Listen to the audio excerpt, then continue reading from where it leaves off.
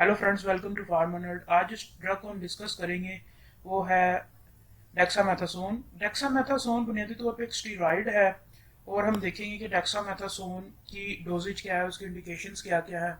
इसकी काफ़ी सारी इंडिकेशंस हैं और इसके अलावा हम डेक्सामेथासोन का जो यूज़ इन कोविड है वो भी देखेंगे। चलिए शुरू करते हैं आज की वीडियो। अगर अभी तक आपने मेरे चैनल को सब्सक्राइब नहीं किया तो आप मेरे चैनल को सब्सक्राइब करें। मैंने इससे पहले general anaesthetic, local anaesthetic, NSAIDs और ओपियाइड यूज इन एनाल्जीसिया या ओपियाइड एनाल्जेसिक्स के ऊपर भी वीडियोस बनाई है, आप वो भी जाकर प्लेलिस्ट में देख सकते हैं। अगर आपका किसी भी किस्म का कोई सवाल है या कुछ आप पूछना चाहते हैं वीडियो के रिलेटेड तो आप कमेंट बॉक्स में वो पूछ सकते हैं। और आप इन वीडियोस को अपने फार्मासिस्ट दोस्तों के साथ, डॉक्टर्स के साथ, नर्सिस के साथ और बाकी हेल्थ केयर प्रोफेशनल्स या स्टूडेंट्स के साथ भी शेयर कर सकते हैं ताकि उनके नॉलेज में भी इजाफा हो सके। So let's begin our today's video. मेरा नाम डॉक्टर मोहम्मद तलहा मिराज है, ये मेरी कॉन्टैक्ट डिटेल्स हैं। ड्रग का जेनेरिक नेम डेक्सामेथासोन, ये ड्रग का केमिकल नेम और ड्रग का केमिकल स्ट्रक्चर। ड्रग का मोलिकुलर फार्मूला C22H29FO5। ड्रग का मोलिकुलर वेट 392.5 ग्राम पर mole. Drug category corticosteroid, anti inflammatory agent, glucocorticosteroids. Dexamethasone basically एक सिंथेटिक इटर्नल कोर्टिकोस्टेरॉइड है जो कि काफी पोटेंट एंटी इन्फ्लेमेटरी प्रॉपर्टी रखता है। और डेक्सामेथासोन या MK125 जो है वो एंडोक्राइन, रोमेटिक और उसके अलावा कोलेजिन से related dermatologic, allergic, ophthalmic, gastrointestinal, respiratory, hematologic, neoplastic, edematous जो कंडीशंस होती हैं उनको ट्रीट करने के लिए ये यूज किया जाता है। और ये 1957 के अंदर डेवलप हुआ था और 1958 के अंदर इसको जो FDA है उसने अप्रूव किया था। और रिसेंटली जो है वो डेक्सामेथासोन कोविड-19 के ये जो कोरोना वायरस के पेशेंट्स हैं उनके अंदर सीवियर रेस्पिरेटरी जो डिस्ट्रेस सिंड्रोम है या सीवियर रेस्पिरेटरी जो सिम्टम्स हैं उनको ट्रीट करने के लिए भी यूज होता है। और डेक्सामेथासोन जो है वो डेथ रेट रिड्यूस कर देता है 1/3 उन पेशेंट्स के अंदर जिनको वेंटिलेशन रिक्वायर्ड होती है और 1/5 उन पेशेंट्स के अंदर डेथ रेट को रिड्यूस कर देता है जिनको ऑक्सीजन रिक्वायर्ड होती है। ये एंटीनेटल स्टीरॉइड भी है और जो कि प्रेग्नेंट वुमेन्स जिनकी प्रीटर्म या प्री मेच्योर या वक्त से पहले जो डिलीवरी होती है तो उनके बच्चों के जो लंग्स है वो अच्छी तरह से वर्क नहीं करते तो उनको इन्फिनिट रेस्पिरेटरी डिस्ट्रेस सिंड्रोम हो जाता है, तो उनको भी बचाने के लिए डेक्सामेथासोन को दिया जाता है। इसको कैसे दिया जाता है और ये क्या करता है इसको हम आगे डिटेल में पढ़ेंगे। अच्छा, अगर हम इसकी कंटेंट्स की बात करें तो ये टैबलेट डोजेज फॉर्म, इंजेक्शन और एलिक्सर और ओरल सॉल्यूशन के अंदर भी आता है। और इसके अलावा जो मैंने इस स्लाइड के अंदर ऐड नहीं किया वो ये ओरल ओरल ओरल्स और ये साशे की फॉर्म्स के अंदर भी कुछ केसेस के अंदर ये आता है, साशे के अंदर भी आता है पाउडर फॉर्म के अंदर, और ऑप्थेल्मिक जो सॉल्यूशंस होती हैं उनके अंदर भी आता है। लेकिन पाकिस्तान के अंदर नॉर्मली जो है वो टैबलेट फॉर्म्स और इंजेक्शन फॉर्म्स के अंदर ये अवेलेबल है। टैबलेट फॉर्म के अंदर 0.5 mg की टैबलेट के अंदर अवेलेबल है और इंजेक्शन के अंदर 4 mg पर ml की इंजेक्शन के अंदर अवेलेबल है। लेकिन ऑल ओवर द वर्ल्ड ये टैबलेट्स के अंदर 0.5 mg, 1 mg, 2 mg, 4 mg की टैबलेट्स और इंजेक्शन में ये 4 mg पर ml और 10 mg पर ml और एलिक्सर या ओरल सॉल्यूशन के अंदर 0.5 mg पर ml की और 5 ml की जो स्ट्रेंथ है उसके अंदर अवेलेबल है। अब बात करते हैं इसकी फार्माकोलॉजी की। तो जैसा मैंने आपको पहले बताया कि डेक्सामेथासोन जो है वो कोर्टिकोस्टेरॉइड है। ये इन्फ्लेमेशन को होने से रोकता है और उन सब्सटेंस को इनहिबिट करता है जो इन्फ्लेमेशन कोज करवाते हैं। और ये जो NF के बी एक्टिवेशन है उसको भी रोक देता है। डेक्सामेथासोन उसके अंदर इंटरफेयर करता है और ये एपोप्टिक पाथवेज को भी ब्लॉक करता है जिसकी वजह से जो इन्फ्लेमेशन है वो बहुत ज्यादा नहीं होती और सीवियर सॉर्ट ऑफ इन्फ्लेमेशन से मेडिसिन पेशेंट जो है वो बच जाता है। और एज एन एडिनर्जिक इसका role as an adrenergic antiemetic जैसा कि मैंने कुछ आपको पहले बताया है, और ज़ाइनोबायोटिक और इम्यूनोसप्रेसेंट और एंटी इन्फ्लेमेटरी और एंटी नियोप्लास्टिक एजेंट के तौर पे भी है। ये मैंने आपको पिछली स्लाइड्स में भी बताया था। अब बात करते हैं इसकी मैकेनिज्म ऑफ एक्शन की। तो जो ये डेक्सामेथासोन है इसका मैकेनिज्म ऑफ एक्शन है, ये पोटेंट ग्लूकोकॉर्टिकॉइड है विद मिनिमल और नो मिनरलोकॉर्टिकॉइड एक्टिविटी। ये जो बात है विद मिनिमल और नो मिनरलोकॉर्टिकॉइड एक्टिविटी, ये बहुत इंपॉर्टेंट है, क्योंकि जो मिनरलोकॉर्टिकॉइड्स होते हैं उनके अंदर अपने साथ मिनरल जैसे सोडियम को बाइंड करने की अवेलेबिलिटी होती है, और जो एबिलिटी होती है, और जब अगर सोडियम किसी भी मॉलिक्यूल के साथ बाइंड होगा तो उसकी वजह से वाटर भी वहां पे आएगा, और वो जो कुछ केसेस के अंदर बहुत ज्यादा हार्मफुल होता है, वाटर रिटेंशन और डीमा कोज करवा सकता है।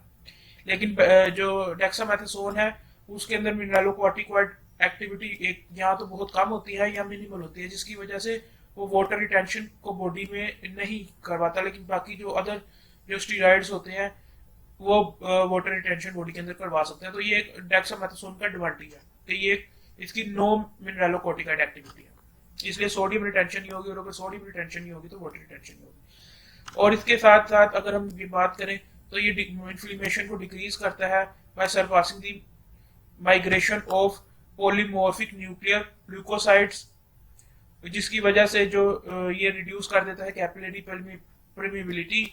और अगर कैपिलरी परमिबिलिटी जो है वो कम होगी तो जो पॉलीमॉर्फिक न्यूक्लियर ग्लूकोसाइड्स हैं या जो व्हाइट ब्लड सेल्स हैं वो ब्लड के अंदर या स्किन के अंदर या ब्लड के अंदर मूव नहीं कर पाएंगे, और जिसकी वजह से सेल जो है वो स्टेबलाइज होगा, और लाइसोसोमल मेम्ब्रेन्स और सर्फेक्टेंट सिंथेसिस को भी ये इंक्रीज कर देता है, और इंक्रीज कर देता है सीरम विटामिन ए कॉन्सेंट्रेशन को, और इनहिबिट कर देता है प्रोस्टाग्लैंडिन और प्रो इन्फ्लेमेटरी साइटोकाइंस को, जिसकी वजह से ये सरपास कर देता है लिम्फोसाइट प्रोलिफरेशन और थ्रू डायरेक्ट साइटोलाइसिस, और inhibit mitosis breakdown of granulocyte aggregation. तो ये जो ग्रैनुलोसाइट एग्रीगेशन है या जो उसकी एग्रीगेट्स है उसको भी ये ब्रेकडाउन कर देता है, जिसकी वजह से इसकी डेक्सामेथासोन की एंटी इन्फ्लेमेटरी प्रॉपर्टी शो होती है, और ये इंप्रूव कर देता है pulmonary micro circulation. Pulmonary micro circulation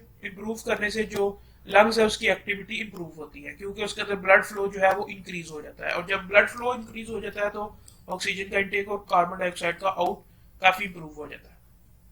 अगर हम इसकी ऑब्जर्प्शन की बात करें तो इसकी ऑब्जॉर्प्शन जो इंट्रामस्कुलर है वो काफी स्लो है एज कम्पेयर टू इंट्रावीनस, और डेक्सामेथासोन की जो ओरल बायोअवेलेबिलिटी है वो 70 to 80% या 70 to 78% तक होती है हेल्दी ह्यूमन बींग्स के अंदर, या उन लोगों के अंदर जिनको रीनल इश्यूज या लिवर इश्यूज नहीं होते, तो उन पेशेंट्स के अंदर इसकी 70 to 78% इसकी बायोअवेलेबिलिटी होती है। अगर हम इसकी पीक सीरम टाइम की बात करें तो इंट्रामस्कुलर में 1 to 2 आवर्स, इंट्रामस्कुलर में 8 आवर्स और पर ओरल में 1 to 2 आवर्स इसकी पीक सीरम टाइम होता है, यानी कितने टाइम में इसकी पीक कॉन्सेंट्रेशन हो जाती है। और अगर हम इसकी डिस्ट्रीब्यूशन की बात करें तो 77% प्रोटीन बाउंड होता है, और इसकी जो मेजर प्रोटीन बाउंडिंग है वो सीरम एल्ब्यूमिन के साथ होती है, और डेक्सामेथासोन जो है वो सिग्निफिकेंटली जो है वो कोर्टिकोस्टेरॉइड बाइंडिंग प्रोटीन्स के साथ बाइंड नहीं करता, ये मोस्ट ऑफ द टाइम जो है वो बाइंड करता है सीरम एल्ब्यूमिन के साथ। और अगर हम इसके मेटाबॉलिज्म की बात करें तो डेक्सामेथासोन जो है वो 6 हाइड्रोक्सिलेट जो है वो मैक्स उसको कर देता है। 6 डेक्सामेथासोन इज 6 हाइड्रोक्सिलेटेड बाय ये प्रोटीन जो होता है, ये एंजाइम होता है CYP3A4 2 6 alpha and 6 beta hydroxy dexamethasone. तो ये जो इसको डेक्सामेथासोन जो है ये 6 हाइड्रोक्सिलेट हो जाता है इस एंजाइम के साथ, जो कि 6 alpha and 6 beta hydroxy dexamethasone, और डेक्सामेथासोन रिवर्सिबली जो है यानी कि वो दोबारा मेटाबोलाइज होकर डेक्सामेथासोन के अंदर भी कन्वर्ट हो सकता है। 11 dehydroxymethasone by 11 corticosteroid beta dehydrogenase iso 2 enzyme जो है वो उसको यू कन्वर्ट कर देता है, और इसको कन्वर्ट अगर बैक अगर बॉडी के अंदर इसको कन्वर्ट बैक करना हो डेक्सामेथासोन के अंदर तो corticosteroid 11 beta dehydrogenase iso enzyme 1 जो है वो उसको डेक्सामेथासोन के अंदर दोबारा कन्वर्ट कर देता है। तो इसका ये भी एक न्यू बात हमें डेक्सामेथासोन के बारे में पता चली कि इसका जो मेटाबॉलिज्म है वो रिवर्सिबल है, यानी कि अगर इसको 11 डिहाइड्रोक्सी डेक्सामेथासोन के अंदर भी कन्वर्ट हो सकता है, और 11 डिहाइड्रोक्सी डेक्सामेथासोन से दोबारा ये डेक्सामेथासोन के अंदर भी कन्वर्ट हो सकता है, और इसका मेटाबॉलिज्म लीवर के अंदर होता है। एक्सक्रीशन की बात करें तो इसकी मेनली यूरिनरी एक्सक्रीशन होती है और बहुत कम फीसिस के थ्रू एक्सक्रीशन होती है। बायोफार्मास्यूटिक्स की बात करें तो इसके जो वॉल्यूम ऑफ डिस्ट्रीब्यूशन है वो 2 लीटर पर केजी है, और क्लियरेंस जो सी है वो 20 mg ओरल डोज की 15.7 लीटर पर आवर है, और इसकी जो बायोलॉजिकल हाफ लाइफ है वो 1.825 आवर्स होती है। अगर हम इसकी इंडिकेशंस की बात करें जाए तो इसकी काफी सारी इंडिकेशन है। इसकी इंडिकेशन में इन्फ्लेमेशन आता है, मल्टीपल सिरोसिस आता है। मल्टीपल सिरोसिस एक ऐसी कंडीशन है जिसके अंदर जो नर्व एंडिंग्स है वो डैमेज हो जाती हैं, और नर्व एंडिंग के डैमेज होने की वजह से जो इंसान की कोऑर्डिनेशन है, जो उसकी मूवमेंट है, उसके अंदर काफी ज्यादा मिसाइल पैदा हो जाते हैं। और इस जो ये मल्टीपल स्क्लेरोसिस है इसको इंसेफेलोमिलाइटिस डिस्मिनेटिया भी कहते हैं, और इसके अंदर जो नर्व होती है, यानी कि जो नर्व सेल्स होते हैं जो स्पाइनल कॉर्ड और ब्रेन के साथ कनेक्ट होते हैं, उसके अंदर डीमेथाइलेटिंग डिजीज होती है, जिसकी वजह से मैंने आपको बताया कि फिजिकल एक्टिविटी, मेंटल प्रॉब्लम्स और जो सिग्नल ट्रांसमिशन है उसके अंदर काफी सारे प्रॉब्लम्स आ जाते हैं, तो जिसकी वजह से सेंसेशन और कोऑर्डिनेशन में बहुत ज्यादा मसाइल आते हैं। और जैसे जैसे टाइम गुजरता जाता है वैसे वैसे पेशेंट जो है वो काफी ज्यादा मस्कुलरली वीक होता जाता है, और ये एक प्रोग्रेसिव डिजीज है मल्टीपल स्क्लेरोसिस। और जो सेरिब्रल एडीमा है, सेरिब्रल एडीमा भी इसकी एक इंडिकेशन है। सेरिब्रल एडीमा के अंदर जो दिमाग है उसके अंदर वाटर रिटेंशन होती है। शॉक के अंदर भी, शॉक से मुराद एनाफिलेक्टिक शॉक है, और एलर्जी कंडीशंस है। डेक्सामेथासोन जो है वो सप्रेशन टेस्ट के अंदर भी यूज होता है कुशन सिंड्रोम को डायग्नोज करने के लिए। मल्टीपल माइलोमा के अंदर भी ये यूज होता है। मल्टीपल माइलोमा जो है वो बेसिकली एक टाइप ऑफ कैंसर है जिसके अंदर जो हमारे ये व्हाइट ब्लड सेल्स होते हैं उनका एक कैंसर है मल्टीपल माइलोमा, और ये काफी ज्यादा खतरनाक डिजीज है मल्टीपल माइलोमा, और उसको ट्रीट करने के लिए भी ये यूज होता है। और मल्टीपल माइलोमा एक इस किस्म का कैंसर है व्हाइट ब्लड सेल्स का कि इसके अंदर जो इन्फेक्शन में जो एंटीबॉडीज होती हैं, हेल्दी प्लाज्मा सेल्स जो होते हैं वो हेल्प करते हैं इन्फेक्शन को फाइट करने के अंदर by making antibodies to recognise germs. तो जो हमारा अपना जो होती हैं एंटीबॉडीज वही एक दूसरे के ऊपर अटैक कर देती हैं। वो एक सॉर्ट ऑफ एक आप इसको ये भी कह सकते हैं, अगर हम इसकी बाय डेफिनेशन बात करें क्लियरली तो उसकी हम डेफिनेशन ये होगी कि जो multiple myeloma is a cancer that form in a type of white blood cell called a plasma cell. Healthy plasma cells help to fight infection and making antibodies recognize and attack germ cells. In multiple myeloma, the cancerous plasma cells accumulate in bone marrow and crowd out healthy blood cells. तो जैसा कि मैं आपको ये बता रहा हूँ कि ये जो मल्टीपल माइलोमा है इसके अंदर जो कैंसरस सेल्स होते हैं वो इस अमाउंट के अंदर जो बोन मैरो इसमें इंक्रीज हो जाते हैं कि वो जो हेल्दी सेल्स होते हैं वो उनसे कम हो जाते हैं, जिसकी वजह से ये बहुत ज्यादा एबनॉर्मल प्रोटीन्स बनाते हैं और ये बहुत ज्यादा कॉम्प्लिकेशंस पैदा कोज करते हैं। तो ये मल्टीपल माइलोमा होता है। उसके बाद कोविड-19 जैसा कि आपको पता है कि सार्स वायरस जो है, severe acute respiratory distress virus जो है, जिसको हम सार्स भी कहते हैं, वो उसकी एक नई फॉर्म है कोविड-19 के अंदर। कोरोना वायरस जो उसकी जिसकी शेप कोरोना की तरह की होती है, क्राउन की तरह की होती है, तो वो एक नई डिजीज आई है जिसकी वजह से रेस्पिरेटरी की काफी ज्यादा प्रॉब्लम्स आ रही हैं, और ये रिसेंट है 2019 दिसंबर के अंदर आई थी। तो उसको ट्रीट करने के लिए भी ये यूज होती है डेक्सामेथासोन। उसके बाद जो लोग कैंसर पेशेंट्स होते हैं उनके अंदर वॉमिटिंग और नोजिया होते हैं, उसको भी ट्रीट करने के लिए ये यूज होती है।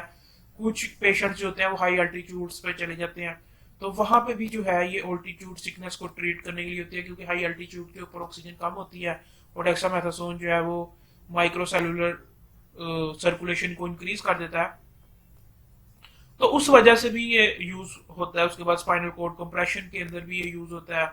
एयरवे एडीमा के अंदर, क्रोप्स के अंदर, ये जो CROUP क्रोप है, ये बुनियादी तौर पे जो अगर किसी पेशेंट को ये भी एक सॉर्ट ऑफ रेस्पिरेशनल प्रॉब्लम है जिसके अंदर जो खांसी की आवाज होती है या जो कफिंग साउंड होते हैं वो बार्किंग की तरह की है, इनके जैसे जो कुत्ते की आवाज होती है बिल्कुल उस तरह से उसके बाद होती है। इसको पंजाबी के अंदर या लोकल लैंग्वेज के अंदर, पाकिस्तान की लोकल लैंग्वेज के अंदर कुत्ता खंग भी कहते हैं। तो ये वो होते हैं। मेनिंजाइटिस के अंदर भी ये यूज होता है। उसके बाद cerebral oedema associated with brain tumour, यानी कि ब्रेन ट्यूमर की वजह से जो सेरिब्रल एडिमा होता है उसमें भी ये यूज होता है। उसके बाद adrenal cortical hyper function test के अंदर भी ये यूज होता है। उसके बाद respiratory distress syndrome in premature infants के अंदर भी यूज होता है। उसके बाद ये इन्फ्लेमेटरी ओकुलर कंडीशंस के अंदर भी यूज होता है। उसके बाद ये ऑप्थेल्मिक पोस्ट ऑपरेटिव इन्फ्लेमेशन के अंदर भी यूज होता है। उसके बाद ये मैकुलर एडिमा के अंदर भी यूज होता है। डायबिटिक मैकुलर एडिमा के अंदर भी यूज होता है। और नॉन इन्फेक्शियस यूवाइटिस के अंदर भी यूज होता है। जो मैकुलर एडिमा होता है ये बुनियादी तौर पे एक ऐसी डिजीज है जो कि हमारा ये आईज होती है उसके अंदर एक रेटिना के अंदर ना एक एरिया होता है जिसको हम कहते हैं मैकुलर। वो मैकुलर जो है ना उसके अंदर वाटर रिटेंशन हो जाती है या उसको अडीमा हो जाता है, तो उसको मैकुलर एडिमा कहते हैं। और जो यूवाइटिस है, यूवाइटिस बुनियादी तौर पे आई इन्फ्लेमेशन को कहते हैं। तो ये उसके अंदर भी यूज होता है जो उसकी ऑप्थेल्मिक प्रेपरेशन होती हैं। आज की वीडियो शायद काफी लंबी हो क्योंकि इसको मैं डिटेल से कवर करना चाह रहा हूँ। डेक्सामेथासोन से रिलेटेड हर चीज को कंप्लीटली मैं खत्म कर दूंगा इंशाल्लाह ताला इस वीडियो में। और उसके अगर आप ये वीडियो एक बार देख लेंगे तो आपको डेक्सामेथासोन के अंदर किसी भी किस्म की कोई भी कंफ्यूजन नहीं रहेगी। अच्छा, अब बात करते हैं इसकी सर्विस लेवल कैटेगरी की। तो प्राइमरी, सेकेंडरी, टर्शरी और उसके बाद ये शेड्यूल बी के अंदर भी आते हैं। इसका मतलब है ये इसका आपने इसका रजिस्टर मेंटेन करना है, इसको आपने विदाउट प्रिस्क्रिप्शन नहीं देना और ये सिर्फ और सिर्फ फार्मेसिस्ट पे सेल हो सकती है। शेड्यूल बी, डी और जी का मतलब है according to Punjab drug rules 2007। अब बात करते हैं इसकी डोजेज की। इसकी जो सबसे इम्पोर्टेंट है तो अडल्ट के अंदर हम डिस्कस करेंगे। इन्फ्लेमेशन के अंदर 0.75 to 9 mg per day IV intramuscular और ओरल किसी भी रूट से दिया जा सकता है। अब आफ्टर एवरी 6 to 12 आवर्स और इंट्राकुलर, इंट्रालीजन या सॉफ्ट टिश्यू के थ्रू अगर आप इसको इन्फ्लेमेशन के केस में देना चाहते हैं तो 0.2 to 6 mg पर डे के हिसाब से आप इसको दे सकते हैं इन डोज। मल्टीपल स्क्लेरोसिस की बात करें तो 30 mg पर डे और oral for 1 week and follow by 4 to 12 mg per day for 1 month. Multiple sclerosis के केस के अंदर और अब सेरिब्रल एडिमा के अंदर 10 mg IV then 4 mg intramuscular after every 6 hours until the clinical improvement is observed। और इसकी जो जब तक इसकी क्लिनिकल इंप्रूवमेंट ऑब्जर्व होगी सेरिब्रल एडिमा के अंदर तो तब तक आप इसको ये दे सकते हैं। और इसको टैपर फॉर्म के अंदर रिड्यूस किया जा सकता है after 2 to 4 days and gradually discontinue the therapy over 5 to 7 days। तो जब 5 से 7 दिन गुजर जाए तो आप इसकी थेरेपी को डिसकंटिन्यू कर सकते हैं क्योंकि ये इनके विड्रॉल सिम्टम्स होते हैं स्टेरॉइड्स के। तो इस वजह से इसकी जो पहले टैपर डाउन किया जाता है इसकी डोजेस को और फिर इसकी कंप्लीट डिसकंटिन्यूएशन की जाती है।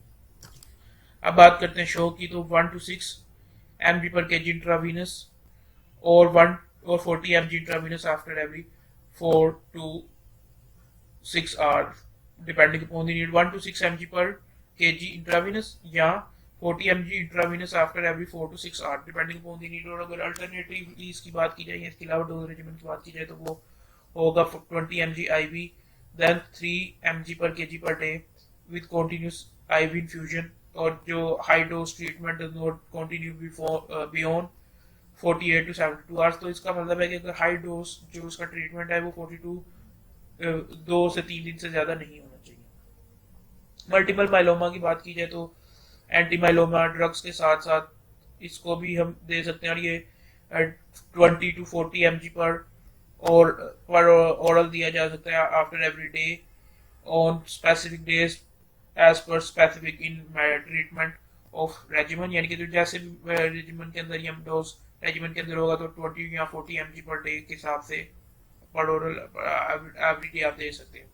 अगर एलर्जी कंडीशंस की बात की जाए तो काफ़ी सारी सॉर्ट ऑफ एलर्जी कंडीशंस के अंदर एटोपिक डर्माटाइटिस के अंदर या जो अस्थमा से रिलेटेड है या जो हाइपर सेंसिटिविटी रिएक्शन है कॉन्टैक्ट डर्माटाइटिस है या सीजनल एलर्जिक रेनाइटिस है या सीरम सिकनेसिस है तो उसके अंदर भी है एलर्जिक जो कंडीशन है उसके अंदर इसका डोज रेजिमेंट ये होगा कि जो पहला दिन है उसमें 6 से 8 mg इंट्रामस्कुलर। उसके बाद सेकंड और थर्ड डे जो है वो 3 mg पर डे पर ओरल और डिवाइडेड डोज के अंदर, फिर चौथे दिन जो है वो 1.5 mg 1.5 mg per day after every 12 hours, और जो पांचवा और छठा दिन है उसके अंदर 0.75 mg पर oral after once a day, और सिर्फ एक ही बार इसकी डोज होगी, उसके बाद 7वें दिन का कोई डोज नहीं दी जाएगी। तो ये एक माह के अंदर इसकी जो है वो हो जाएगी। अब डेक्सामेथासोन सप्रेशन टेस्ट जो है ये लो डोज टेस्ट होता है।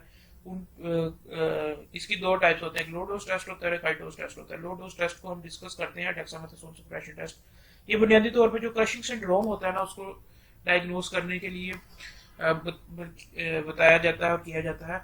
और ये जो इसकी ओवरनाइट टेस्ट जो होता है उसमें 1 mg पर ओरल आपने देनी है 11 PM पे, उसके बाद फिर एंड मिडनाइट, उसके बाद फिर कोर्टिकोस्टेरॉइड का जो लेवल है ना, कोर्टिसोल का लेवल, वो आपने 8 AM या 9 AM पे आपने इसको चेक करना है।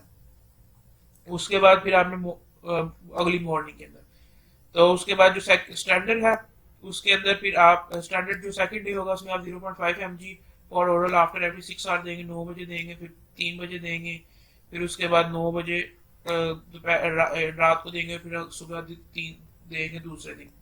तो फिर आप उसके अंदर भी जो कोर्टिकोस्टेरॉइड लेवल है ना वो आप टेस्ट करेंगे कि इसका कोर्टिकोस्टेरॉइड लेवल या खास तौर पे जो कोर्टिसोल लेवल है जिसको हम स्ट्रेस हार्मोन भी कहते हैं वो क्या है, और इससे हमें उसके जो ये रिजल्ट आएगा कि क्या पेशेंट जो है वो कुशिंग सिंड्रोम का पेशेंट है कि नहीं।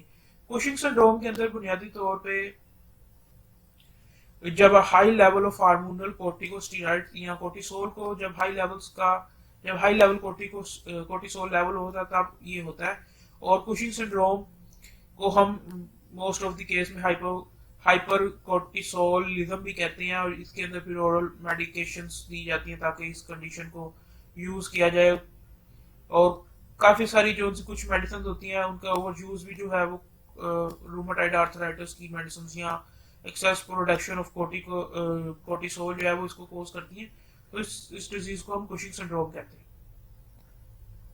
और ये एक बात और याद रखिए, कुशिंग डिजीज और कुशिंग सिंड्रोम जो है ना ये दो अलग अलग चीजें हैं। जो कुशिंग डिजीज है वो specific type of Cushing syndrome है, इट अकर, और ये तब होता है जब पिट्यूटरी ग्लैंड के अंदर ट्यूमर कोज होता है, इसको हम कुशिंग और ये जो कुशिंग सिंड्रोम होता है ये तकरीबन 70% जो है ना ये कुशिंग डिजीज की वजह से कुशिंग सिंड्रोम होता है जब किसी पेशेंट के पिट्यूटरी ग्लैंड के अंदर ट्यूमर डेवलप होगा। अब बात करते हैं हाई डोज टेस्ट की। तो जब कुशिंग सिंड्रोम कंफर्म हो जाता है तो उसको फिर हमने जो सेकंड उसका स्टैंडर्ड डे होता है उसके अंदर फिर after determination of base level cortisol after 24 hours urinary free cortisol 2 mg पर ओरल जो है हम उसके बाद बेस लाइन जो है यूरिनरी फ्री कोर्टिसोल की भी हम मेजर करते हैं। फिर उसके लिए हम 2 mg पर oral after every 6 hours for 2 days. Urine for free cortisol is collected during test end, और सीरम कोर्टिसोल को भी हम हर 6 घंटे बाद चेक करते हैं। तो यानी कि ये जो यूरिन से यूरिन फ्री कोर्टिसोल होता है वो उसको भी लेते हैं, और जो ब्लड से कोर्टिसोल होता है उसको भी लेते हैं, और फिर एक ओवरनाइट टेस्ट करते हैं जैसे कि पहले पिछली बार किया था। लेकिन इस बार जो डोज होती है वो 8 mg होती है टिपिकली पर ओरल 11 PM एंड मिडनाइट, और उसके बाद जो टेस्ट लेवल होता है वो 8, यानी कि हम फिर 11 बजे देंगे 8 mg, उसके बाद हम 12 बजे देंगे, उसके बाद हम 8 बजे इसकी डोज को चेक करेंगे, सुबह 8 बजे, और शाम को 9 बजे सुबह 9 बजे जो है उसकी मॉर्निंग के अंदर चेक करेंगे, और इसके फिर आईवी टेस्ट किए जाएंगे, और उसको फिर आईवी टेस्ट जो है वो किया जाएगा। उसके बाद फिर determination of base level cortisol is 1 mg per hour by continuous infusion for 4 to 7 hours. तो ये होता है ये जो। अब बात करते हैं इसकी जो कोविड-19 के अंदर जो इसकी डोज है वो क्या है। जो NI national institute of health की जो गाइडलाइंस है उन्होंने हॉस्पिटलाइज पेशेंट्स के अंदर इसको यूज करने का सिर्फ कहा है, और जो स्पेशलाइज्ड पेशेंट है, जो हॉस्पिटलाइज पेशेंट है, उनके अंदर मैकेनिकल वेंटिलेशन या ऑक्सीजन अलोन जो पेशेंट्स है सिर्फ उन्हीं को ये हम देंगे। उसके अलावा जो है जिनको रेस्पिरेटरी सपोर्ट की जरूरत नहीं है उनको नहीं देंगे। ठीक है, तो इसके अंदर इसकी जो डोज है वो 6 mg पर ओरल या IV every day up to 10 days और डिस्चार्ज। तो जब हॉस्पिटलाइज कोई पेशेंट होगा तो उसको हम 10 दिन तक इसकी 6 mg पर ओरल या आईवी डोज देंगे। डिवाइडेड डोज भी दे सकते हैं और इकट्ठी भी दे सकते हैं, लेकिन बेस्ट यही है कि हम इकट्ठी ही दें। और तो फिर 4 to 6 आवर्स हम इसकी देंगे 6 mg पर oral IV after every day, और 10 दिन तक हम देंगे या जब तक पेशेंट डिस्चार्ज नहीं हो सकता, क्योंकि मैंने आपको पहले भी बताया था कि ये सर्कुलेशन को इम्प्रूव करता है, तो इस वजह से ये इसके लिए हेल्पफुल होता है। उसके बाद कीमोथेरेपी इंड्यूस नोजिया वोमिटिंग के अंदर 8 to 12 mg पर ओरल आईवी अलोन और in combination with anti-emetic before chemotherapy, then 8 mg per oral after every 24 hours for 1 to 3 days after the chemotherapy। और अगर हम इसकी एल्टीट्यूड सिकनेस की बात करें तो प्रोफिलैक्सिस के तौर पर भी दे सकते हैं 2 mg पर ओरल आफ्टर एवरी 6 आवर्स और 4 mg पर oral after every 12 hours on the beginning of the day of accent, यानी कि जब हाइट के ऊपर आप जाना शुरू करते हैं तो तब, और उसके बाद 2 to 3 डेज के बाद हम इसको डिसकंटिन्यू कर देंगे, और जब वो पेशेंट उसी एलिवेशन के ऊपर या उसी हाइट के ऊपर रहेगा या वो जब वो नीचे आना शुरू होगा, तो ये इसकी है। और अगर हम एक्यूट माउंटेन सिकनेस की बात करें तो उसके ट्रीटमेंट की, तो 4 mg पर oral IV intramuscular after every 6 hours दे सकते हैं इसको। और altitude high altitude cerebral edema अगर किसी पेशेंट को हो जाता है तो उसमें 8 mg once followed by 4 mg per oral intravenous intramuscular after every 6 hours until the symptoms resolve, तो जब तक सिम्टम्स खत्म नहीं हो जाते। अच्छा, स्पाइनल कॉर्ड कंप्रेशन की बात करें तो 10 to 100 mg IV दे सकते हैं, then 4 to 24 IV after every 6 hours during radiation therapy and then tapered, उसके बाद भी इसको कम कर देंगे। पीरियड्स के अंदर अगर हम बात करें छोटे बच्चों के अंदर, तो पेडियाट्रिक पेशेंट के अंदर जिनको एयरवे एडीमा है उसमें 0.2 to 2 mg per kg per day per oral या intravenous या intramuscular divided after every 6 hours or 24 hours starting 24 hours before exhibition और continue, और इसकी जो डोज है वो कंटिन्यू करेंगे 4 to 6 डोजेस आफ्टरवर्ड। और जो हम ये क्रॉप की बात कर रहे थे, जो बार्किंग कफ होती है या क्रॉप होता है, उसके अंदर 0.6 mg पर kg पर ओरल इंट्रावीनस या इंट्रामस्कुलर दे सकते हैं, और इसकी जो टोटल डोज है वो 16 mg से ज़्यादा नहीं होनी चाहिए। अगर इन्फ्लेमेशन की बात करें जाए इन पेड्स तो 0.08 to 0.03 mg पर kg per day intravenous intramuscular या पर ओरल किसी भी रूट में डिवाइडेड, और हर 6 घंटे के बाद हम इसको दे सकते हैं या 12 घंटे के बाद। और अगर मेनिंजाइटिस की बात की जाए तो जो पेशेंट है जिसकी एज, यानी कि जो बच्चा है जिसकी एज 6 वीक से ज़्यादा है, तो उसको 0.6 mg पर kg पर डे IV देंगे after every 6 hours for the first 2 to 4 days, पहले 2 से 4 दिन जो है उसको इस डोज में देंगे, और उसके बाद फिर इसकी जो डोज है उसको फिर हम एंटीबायोटिक्स के साथ इसको कॉम्बिनेशन देंगे, और starting with 10 to 20 minutes before और stimulus simultaneously with antibiotic dose. तो जब इसको हम देंगे तो डेक्सामेथासोन को, तो यहाँ तो हम 10 से 20 मिनट पहले देंगे एंटीबायोटिक डोज के या उसके बिल्कुल साथ देंगे। तो ये मेनिंजाइटिस के केस में था। एक बार फिर मैं रिपीट कर दूं कि हमने 6 माह से बड़े, 6 वीक से या 6 हफ्तों से बड़े बच्चों को देना है। मेनिंजाइटिस के केस में 0.6 mg पर kg पर डे की डोज होगी, IV डिवाइडेड डोज में देंगे 6 आवर्ली। और ये यानी कि फॉर एग्जाम्पल अगर एक बच्चा है उसकी एज या उसकी जो वेट है वो 10 kg है, तो हम 10 into 0.6 60 mg की डिवाइडेड डोज हम बनाएंगे और इसको 6 घंटे के बाद देंगे, हर 6 घंटे के बाद देंगे 2 से 4 दिन।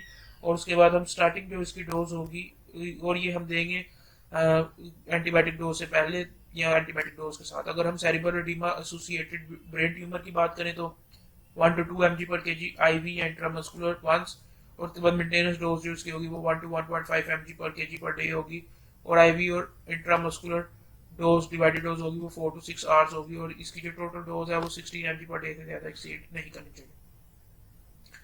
अगर हम इसके स्पाइनल कॉर्ड कंप्रेशन की बात करें तो 2 mg पर kg per day IV divided dose में होगा, और ये 6 आफ्टर एवरी 6 आवर्स होगा। रेड्रीनल कॉर्टिकल हाइपर फंक्शन टेस्ट जो है उसके अंदर डिटर्मिनेशन जब हो जाएगी हमारी बेस लाइन कोर्टिसोल की, तो 1 mg पर ओरल एट बेड टाइम देंगे, और प्लाज्मा कोर्टिसोल लेवल को डिटरमाइन करेंगे 8 AM पे, और उसके बाद फॉलोइंग मॉर्निंग के अंदर ऑन फोल्डिंग मॉर्निंग, यानी कि अगर हम रात को सोते वक्त किसी को देते हैं 1 mg, बच्चों की मैं बात कर रहा हूँ, 1 mg पर ओरल डेक्सामेथासोन, तो फिर जो नेक्स्ट मॉर्निंग होगी 8 AM पे, तब हम बच्चे के अंदर जो उसका प्लाज्मा कोर्टिसोल लेवल है उसको डिटरमाइन करेंगे, and level will decrease in normal individual but at baseline Cushing syndrome, यानी कि जो नॉर्मल पेशेंट है उसके अंदर तो लेवल डिक्रीज कर जाएगा, लेकिन जो पेशेंट है जो कुशिंग सिंड्रोम के अंदर होगा तो उसके अंदर ये लेवल उतना ही रहेगा, ये काम नहीं करेगा। तो ये हम इसको अगर पिछले भी टेस्ट के साथ कनेक्ट करें तो उसके अंदर भी यही होगा, तब मैं बताना भूल गया था। अच्छा, बात करते हैं रेस्पिरेटरी डिस्ट्रेस सिंड्रोम की, जो कि प्री मैच्योर इन्फेंट्स के अंदर या एंटीनेटल कॉर्टिकोस्टेरॉइड और थेरेपी होती है फॉर प्रीटर्म्स, दोनों एक ही बात है, जो कि तकरीबन एक जैसे यूज है। तो जब कोई औरत को ये रिस्क होता है कि वो उसकी प्री मैच्योर डिलीवरी होगी या किसी भी वजह से हो सकती है, वो प्रीक्लेम्पशिया से हो सकती है, ये भी मैं आगे डिस्कस करूंगा, प्रीक्लेम्पशिया और ये प्लेसेंटा प्रेविया और गाटो प्लेसेंटा, इनकी वजह से रिस्क होता है। तो जब बच्चा पैदा होता है तो उस केस के अंदर उसका जो लंग्स है वो प्रॉपर्ली काम नहीं करते, जब उसकी प्री मैच्योर या प्रीटर्म बर्थ होती है, तो उस कंडीशन को ट्रीट करने के लिए प्रोफिलैक्टिकली मदर को जो है वो डेक्सामेथासोन के इंजेक्शन लगाए जाते हैं। अब उसके डोज रेजिमेंट की बात करते हैं। जो प्रोफिलैक्सिस है वो 4 mg intramuscular after every 8 hours administer to the mother for 2 days before delivery.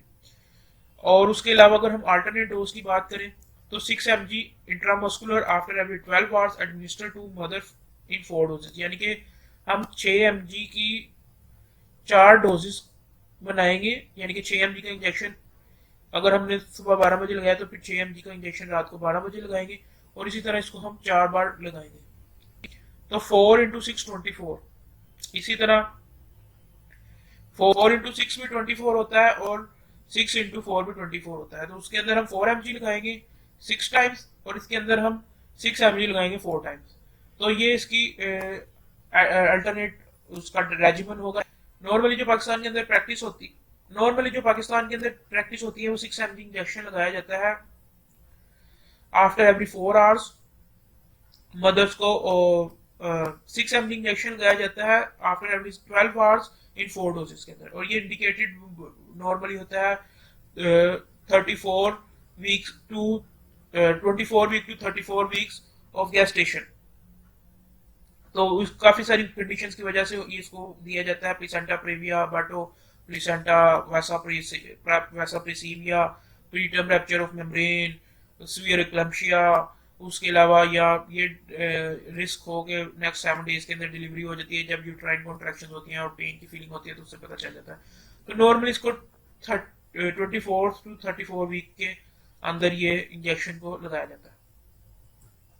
अच्छा, अब बात करते हैं ऑप्थेल्मिक डोजेस की। तो जो इन्फ्लेमेटरी ओक्यूलर कंडीशन है उसमें 1 to 2 ड्रॉप्स कंजक्टिवाइटल सैक्स के अंदर आफ्टर एवरी 4 to 6 आवर्स डाल सकते हैं, और अगर सीवियर डिजीज है तो 1 to 3 ड्रॉप्स हम हर घंटे बाद भी यूज कर सकते हैं। और ओक्यूलर डोज जो होती है इंट्राओक्यूलर डोज फॉर डेक्सामेथासोन, ये भी ऑप्थेल्मिक पोस्ट ऑपरेटिव इन्फ्लेमेशन के अंदर जो है वो 0.05 ml ऑफ 9% ऑफ सस्पेंशन की सिंगल डोज दी जा सकती है after the end of surgery, eye surgery के बाद जो है वो दी जा सकती है। अगर हम इसके मैकुलर एडीमा की बात करें तो मैकुलर एडीमा के अंदर 1 इम्प्लांट ये इंट्राविट्रल इम्प्लांट होता है, वो आई के अंदर इम्प्लांट कर दिया जाता है, तो ये 0.7 mg का होता है इनफेक्टेड आई। और अगर डायबिटिक भी हो तो उसके अंदर भी वही 1 इम्प्लांट किया जाता है, और अगर नॉन इन्फेक्शियस यूवाइटस हो तो उसके अंदर भी हम 1 इंट्राविट्रल इम्प्लांट को इंसर्ट कर देते हैं इफेक्टेड आई के अंदर। अच्छा, अब हम बात करते हैं इसके एडमिनिस्ट्रेशन की। तो आईवी एडमिनिस्ट्रेशन को अगर हम प्रिपेयर करने हैं तो हम 4 mg को डिल्यूट करेंगे 50 ml ऑफ डेक्सट्रोज वाटर के अंदर, या 10 mg को हम डिल्यूट करेंगे 50 ml ऑफ डेक्सट्रोज वाटर को। और इसका जो मिनिमम वॉल्यूम होता है वो 50 ml पर होता है डेक्सट्रोज वाटर। और जो डेक्सामेथासोन का जो इंजेक्शन है वो कलरलेस होना चाहिए और क्लियर होना चाहिए, इसमें किसी भी किस्म की क्लाउडीनेस या येलोइश कलर या कलर उसका चेंज नहीं होना चाहिए। और उसके अंदर अगर हम आईवी या इसकी इंट्रामस्कुलर या आईवी के एडमिनिस्ट्रेशन की बात करें तो जो डेक्सामेथासोन सोडियम फास्फेट है उसको हम आईवी पुश के थ्रू या कॉन्टिन्यूस या इंटरमीडिएट आईवी इन्फ्यूजन के थ्रू या इंट्रामस्कुलर तीनों तरीकों से ही एडमिनिस्टर कर सकते हैं। लेकिन अगर एसिटेट इंजेक्शन है, डेक्सामेथासोन एसिटेट है, तो वो सिर्फ और सिर्फ इंट्रामस्कुलर ही एडमिनिस्टर होगा। इसी तरह अगर हम और जो इसकी आईवी एडमिनिस्ट्रेशन होगी उसको हम 5 to 10 मिनट्स के बोलस के ऊपर एडमिनिस्टर करेंगे। कंपैटिबिलिटीज की बात करें तो आईवी कंपैटिबिलिटीज में 5% जो डेक्सट्रोज वाटर है, नॉर्मल सलाइन है, उसके बाद एडिटिव्स के अंदर अमाइनोफिलीन के साथ, सिमेटिडीन के साथ, फ्लूसिमाइड के साथ इसकी कंपैटिबिलिटीज निकलती हैं। सिरिंज के अंदर कैफीन के साथ, मीटोक्लोप्रामाइड ओंडेंस्टिरोन के साथ, वाइसाइड के अंदर एक्लोवीर के साथ, एलो ये सिल्प्लास्टीन के साथ और लिंजोलाइड के साथ, लोरादिपाम के साथ, मोरफिन के साथ, पोटेशियम क्लोराइड के साथ, प्रोपोफ्लोल के साथ इसकी वाइसाइड कंपैटिबिलिटीज निकलती हैं। आईवी इनकम्पैटिबिलिटीज की बात की जाए तो अमिकासीन के साथ और डायविन हाइड्रेट के साथ और ये डेक्साप्राम के साथ, ग्लाइकोपाइरोलेट के साथ इसकी आईवी सिरिंज इनकम्पैटिबिलिटीज है। वाइसाइड के अंदर सिप्रोफ्लोक्सासिन के साथ और डेक्सो ये मेथोट्रेक्सेट के साथ, इमिडाजोलाम के साथ भी इसकी आईवी इनकम्पैटिबिलिटी। स्टेबिलिटी की बात की जाए तो हमें लाइट से इसको बचाना होगा, फ्रीजिंग से बचाना होगा और टैबलेट्स वायलोड एलिक्सिर को जो है वो 20 to 25 डिग्री टेम्परेचर के ऊपर उसको रखना होगा। काउंटर इंडिकेशन की बात की जाए तो सिस्टमैटिक फंगल इन्फेक्शन के अंदर काउंटर इंडिकेटेड है, डॉक्यूमेंटेड हाइपर सेंसिटिविटी के अंदर काउंटर इंडिकेटेड है। वैसे तो ये एंटी एलर्जी के लिए या हाइपर सेंसिटिविटी के लिए यूज होता है, लेकिन कुछ पेशेंट्स हो सकते हैं जिनको इससे भी हाइपर सेंसिटिविटी हो डेक्सामेथासोन से, तो उस केसेस के अंदर भी ये काउंटर इंडिकेटेड है। सेरेब्रल मलेरिया के केस के अंदर ये काउंटर इंडिकेटेड है। उसके बाद अगर कोई पेशेंट है जो कि इम्यूनो फॉर इंस्टेंस अगर कोई पेशेंट है जो कि इम्यूनो सप्रेसिव डोजेस ले रहा है, यानी कि जैसे कोई किडनी पेशेंट्स होते हैं तो उनको प्रेडिसोलोन मोस्ट ऑफ द केसेस में दिया जाता है, लेकिन अगर वो कोई भी इम्यूनो सप्रेसिव डोज या कोर्टिकोस्टेरॉइड्स ले रहा है तो उस केस के अंदर इसको लाइव या एटेन्यूएटेड वैक्सीन जो है वो नहीं देंगे। जैसे कि कोरोना की वैक्सीन हम नहीं देंगे अगर कोई किसी पेशेंट को जो कि डेक्सामेथासोन दे रहा है, क्योंकि ये इम्यून सिस्टम को लो कर देती है। उसके बाद प्रिकॉशंस के अंदर आ जाता है कि अगर कोई पेशेंट सिरोसिस का पेशेंट है, एनेस्थीसिया ग्रेविस का पेशेंट है, पेप्टिक अल्सर का पेशेंट है, तो उसके अंदर नहीं इसको देंगे। रीनल इंसुफिशियंसी के केस में जो अल्सरेटिव कोलाइटिस के पेशेंट के अंदर इसको नहीं देंगे। और ये भी रिपोर्ट में सजेस्ट किया कि अगर हम इसका लॉन्ग टर्म यूज करते हैं तो इससे left ventricular free valve rupture हो जाता है और मायोकार्डियल इन्फार्क्शन भी हो सकती है। उसके बाद कोर्टिकोस्टेरॉइड जो है वो reversible hypothalamic pituitary adrenal axis suppression भी कॉज कर सकते हैं, क्योंकि अगर एक्सटर्नल कोर्टिकोस्टेरॉइड्स की प्रोविजन हो रही है, वो एक्सटर्नल कोर्टिकोस्टेरॉइड्स मिल रहे हैं बॉडी को, तो वो इंटरनली बॉडी बनाना कम कर देती है। और उसके अलावा मिनिमल मिनरलोकोर्टिकॉइड एक्टिविटी है इसका एक साइड इफेक्ट, इसका प्रिकॉशंस के अंदर। उसके बाद मायोपैथी भी हो सकती है, उसके बाद डिले वोंट हीलिंग हो सकती है, उसके बाद withdraw therapy with gradual tapping, ये भी प्रिकॉशंस, ये भी ख्याल रखना चाहिए कि आप अचानक से बंद ना कर दें। लेटेंट ट्यूबरकुलोसिस में भी रिएक्टिव, यानी कि अगर किसी पेशेंट के अंदर ट्यूबरकुलोसिस के वायरस मौजूद है लेकिन वो एक्टिव नहीं है तो वो भी एक्टिव हो सकता है। और कैपोसी सार्कोमा भी पेशेंट को हो सकता है, और ये जो चाइल्ड की ग्रोथ रेट है वो भी काफ़ी कम हो सकती है। अगर हम इसकी टॉक्सिसिटी की बात करें तो इसकी lowest public toxic dose 4.76 mg per kg for 18 days है। ये इसकी लोअर टॉक्सिक डोज है, लोअर टॉक्सिक पब्लिक डोज है। और इसकी टॉक्सिसिटी में ग्लूकोमा, हाइपरटेंशन, वाटर रिटेंशन, उसके बाद peptic ulcer, pericarditis, myopathy, osteoporosis, mood changes, साइकोसिस, dermal atrophy, allergy, acne, immune suppression, immune system suppression. उसके बाद अगर हम इसके एंटीडोट की बात करें तो एंटीडोट के अंदर जो है हमें इसकी ओवरडोज को, इसकी डोज को एडजस्ट करना चाहिए और इसको हम जो है कोर्टिकोस्टेरॉइड को स्टॉप कर देना चाहिए और सिस्टमैटिक या सिम्टोमेटिक स्पोर्टिव ट्रीटमेंट हमें देना चाहिए। प्रेगनेंसी कैटेगरी सी है, लेकिन फिर भी इसको रेस्पिरेटरी डिस्ट्रेस सिंड्रोम के अंदर यूज किया जाता है। और ये जो पेशेंट होता है या जो बच्चा होता है जो प्रेग्नेंट वूमन के अंदर है, वो उसका ओरोफ्लेशियल जो क्लेफ्ट होता है उसके अंदर ये प्रॉब्लम कोज कर सकता है और इसकी इंट्रायूट्राइन ग्रोथ की भी रिस्ट्रिक्शन कोज कर सकता है। और ये बच्चे का जो बर्थ वेट होता है उसको भी डिक्रीज कर सकता है। कॉर्टिकोस्टेरॉइड अगर प्रेगनेंसी में दिया जाता है, लेकिन फिर भी इसकी डोज ये दी जा सकती है। अगर हम लैक्टेशन की बात करें तो लैक्टेशन के अंदर यही एडवाइस किया जाता है कि अगर कोई फीमेल लैक्टेटिंग मदर है तो वो अवॉइड करे ब्रेस्ट फीडिंग से फॉर एटलीस्ट 2 वीक्स। अच्छा, अगर हम इसके इंट्रैक्शंस की बात करें जो 665 ड्रग इंट्रैक्शन है, 110 मेजर ड्रग इंट्रैक्शन है, 504 मॉडरेट ड्रग इंट्रैक्शन है, 51 माइनर ड्रग इंट्रैक्शन है, warfarin, diabetic medications, antifungal medications और एनसेड्स के साथ इसके इंट्रैक्शंस हैं। एडवर्स इफेक्ट के अंदर इसकी पल्मोनरी एडिमा, ट्रैकिकार्डिया, थ्रोम्बोएम्बोलिज्म और जो स्किन से रिलेटेड है उसके अंदर एक्नी और एलर्जिक डर्मेटाइटिस है, ड्राई स्किन स्किन है, अम्पियर्ड वाउंड हीलिंग भी है। अगर स्किन के ऊपर कोई किसी किस्म का कोई वाउंड है तो उसकी भी हीलिंग इंप्रूव हो सकती है। एंडोक्राइन से रिलेटेड अगर हम बात करें तो उसमें ग्लूकोज इंटॉलरेंस है, हाइपरग्लाइसीमिया है, ग्लूकोजूरिया है, शोमिटिज्म है। उसके बाद अगर हम स्टमक से रिलेटेड बात करें तो उसमें एब्डोमिनल डिस्टेंशन है, हेपेटोमेगाली है, नोजिया है, ब्रोंकाइटिस है और पेप्टिक अल्सर है। अगर हम मेंटल की या साइकोलॉजिकल की बात करें तो उसमें कन्वर्शंस है, डिप्रेशन है, इमोशनल इंस्टेबिलिटी है, यूफोरिया है, हेडेक है। और अगर हम इसके अलावा जो अदर्स इसके साइड इफेक्ट होते हैं तो उसमें अबनॉर्मल फैट डिपॉजिट्स हो सकते हैं बॉडी के अंदर।